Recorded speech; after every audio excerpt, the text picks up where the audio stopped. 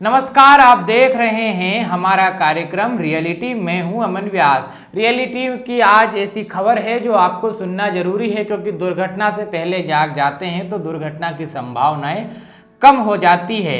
ऐसी ही एक खबर है उज्जैन से।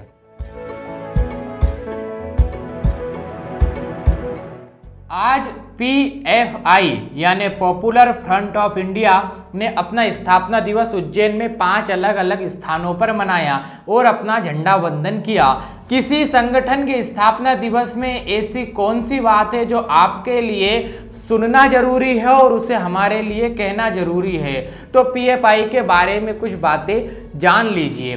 PFI वही संगठन है जिसने CAA NRC विरोधी आंदोलनों में महत्वपूर्ण भूमिका निभाई थी, विशेषकर शाहीन बाग का आंदोलन। शाहीन बाग आंदोलन को याद कीजिए, जिस सड़क पर यह आंदोलन हो रहा था उसके पास ही PFI का कार्यालय था, दफ्तर था, और शाहीन बाग आंदोलन में PFI द्वारा फंडिंग का मामला भी सामने आया था। केवल आंदोलन नहीं बल्कि आंदोलन का अंत जिस दिल्ली दंगे से हुआ, जिस भयानक दंगे से हुआ, उसकी प्लानिंग के भी आरोप इसी संगठन के नेताओं कार्यकर्ताओं पर है। उत्तर प्रदेश में हुई कई हिंदू विरोधी घटना, हाथरस की घटना में भी इसका हाथ बताया जाता है और राज्य सरकार ने इस पर रोक लगाने की मांग केंद्र सरकार से की है। PFI को आतंकी संगठन सिमी का नया रूप कहा जाता है। उसका कारण यह है कि सिमी पर प्रतिबंध के बाद PFI की स्थापना हुई और सिमी में जो नेता उच्च पदों पर थे वही PFI में उच्च पदों पर सीधे आसीन हुए। PFI द्वारा कई घटनाओं के कारण इस वैमनस्य बढ़ाने वाला संगठन कहते हैं। साथ ही PFI के गठन के बाद से ही इस पर आतंक फैलाने, जबरन धर्म परिवर्तन करने, हथियार रखने की बातें सामने आ रही है। 2013 में कन्नूर जिले में, केरल के कन्नूर में पुलिस ने नरथ से हथियार बनाने में लगे हुए PFI के 21 लोगों को कैंप से गिरफ्तार किया। एक कॉलेज के प्रिंसिपल ने मौलाना पर एक विद्यार्थी से प्रश्न पूछ लिया तो उन पर केस किया गया। जब जमानत पर छूट कर आए तो उन पर एक हमला हुआ और उनका एक हाथ काट दिया गया।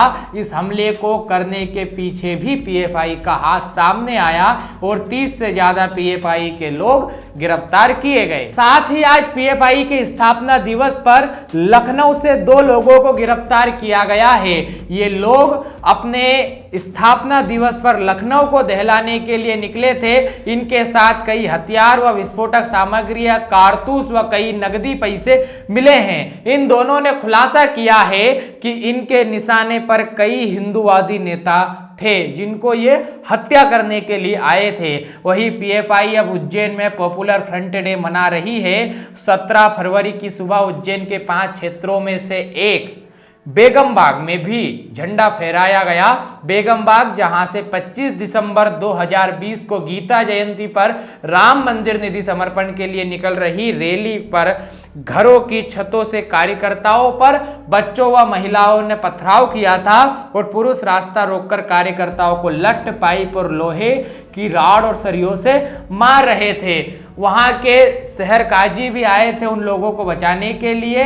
PFI द्वारा उज्जैन के नागौरी में आज जनसभा का आयोजन किया जा रहा है। पहले उज्जैन में रैली पर हमला, आज लखनऊ से पकड़ाए गए 2 आतंकवादी और PFI के उज्जैन में इस प्रकार के आयोजन का होना कहीं किसी बड़े षड्यंत्र की भूमिका तो नहीं है। जैसा लखनऊ में पकड़ाए गए उससे पहले ही पकड़ लेना चाहिए, वरना भविष्य में समस्याएं हो सकती है। शासन प्रशासन को इसके लिए अलर्ट है ही, लेकिन इसके पीछे किसी प्रकार की कोई साजिश तो नहीं है, और है तो उसके तार खंगालने चाहिए और उन लोगों को सजा देनी चाहिए। धन्यवाद।